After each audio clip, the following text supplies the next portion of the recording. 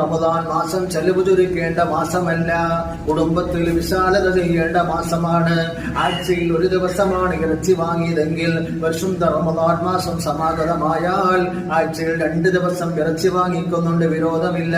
കാരണം മുത്തുനബി സ്വല്ലല്ലാഹു അലൈഹി വസല്ലം തങ്ങൾ പഠിപ്പിച്ചു, ഇൻബസിതു ഫിൻ നഫഖതി ഫീ ശഹ്രി റമദാൻ. റമദാൻ മാസത്തിൽ നിങ്ങൾ നല്ല രീതിയിൽ വിശാലതയോടുകൂടി കുടുംബത്തിൽ ചെലവ് ചെയ്യണേ. ഫഇന്നൻ നഫഖത ഫീഹി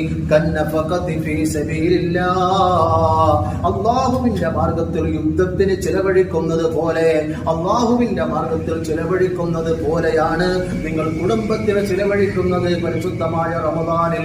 അതുകൊണ്ട് റമദാനിൽ വിശാലമാക്കൂ, ധാരാളം സമ്പത്ത് ചിലവഴിക്കൂ. അള്ളാഹുവിന്റെ മാർഗത്തിൽ ചിലവഴിക്കുന്നതിന് കിടപിടിക്കുന്നതാണ് പരിശുദ്ധ റമദാനിലെ ചിലവ് കൊടുക്കലെന്ന് ഹബീബായ മുഹമ്മദുർ റസൂലുള്ളാഹി.